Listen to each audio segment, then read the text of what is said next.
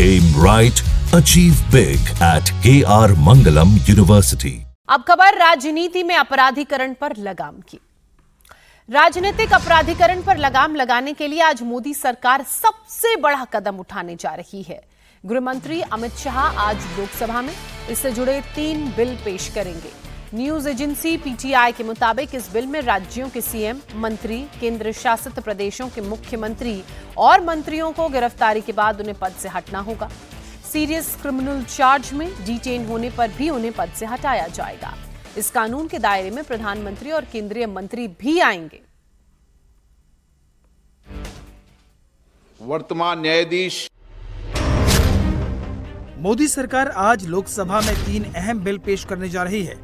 इसमें संविधान, केंद्र शासित प्रदेश और जम्मू कश्मीर के कानूनों में बदलाव किया जाएगा। न्यूज एजेंसी पीटीआई के मुताबिक इन बिलों का मकसद है कि अगर प्रधानमंत्री, केंद्रीय मंत्री किसी राज्य के मुख्यमंत्री या केंद्र शासित प्रदेश के मंत्री को गंभीर आपराधिक मामलों में गिरफ्तार या हिरासत में लिया जाता है तो उन्हें पद से हटाया जा सकेगा।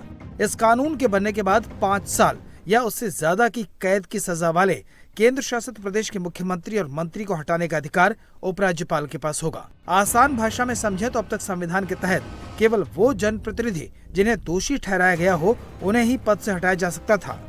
लेकिन बिल के मुताबिक अगर प्रधानमंत्री, कोई केंद्रीय मंत्री, कोई मुख्यमंत्री या किसी राज्य या केंद्र शासित प्रदेश का मंत्री गिरफ्तार होकर लगातार 30 दिनों तक हिरासत में रहता है और इस्तीफा नहीं देता है तो उन्हें 31वें दिन इस्तीफा देना होगा, नहीं तो उसे स्वतः पद से हटा मान लिया जाएगा। लोकसभा में आज क्या होगा इसे विस्तार से समझिए।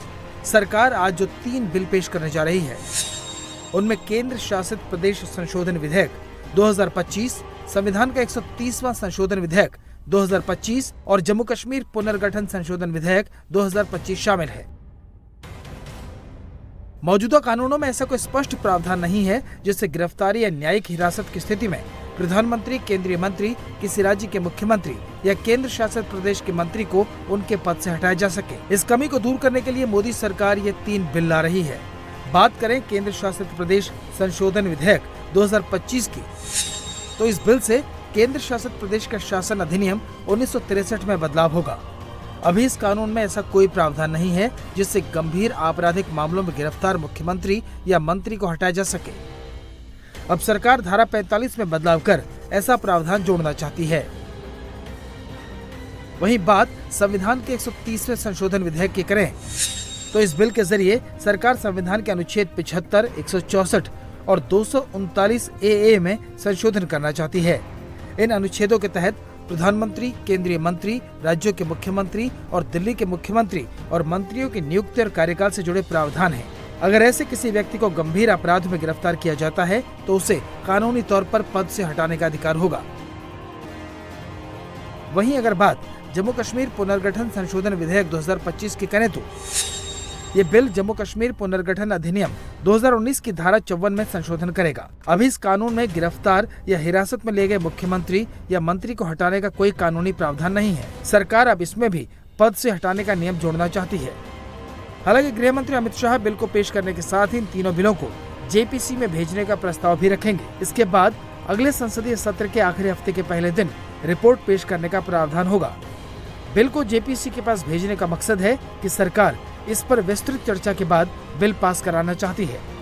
इन बिलों की लोकसभा के बिजनेस में लिस्टिंग होने के बाद कांग्रेस का पारा हाई हो गया है। कांग्रेस नेता अभिषेक मनु सिंघवी ने सोशल मीडिया पर पोस्ट करके मोदी सरकार पर निशाना साधा। सिंघवी ने कहा कि नए प्रस्तावित कानून के तहत मौजूदा मुख्यमंत्री आदि को गिरफ्तारी होने तक ही तुरंत हटा दिया जाएगा। विपक्ष को अस्थिर करने का यह सबसे आसान तरीका है। पक्षपाती केंद्रीय एजेंसियों को विपक्षी मुख्यमंत्रियों की गिरफ्तारी के लिए छोड़ दिया जाए और चुनावी मैदान में हारने में असफल होने के बावजूद उन्हें मनमानी गिरफ्तारियों के जरिए हटा दिया जाए और सत्ता पक्ष के किसी भी मौजूदा मुख्यमंत्री को कभी छुआ तक नहीं जाता।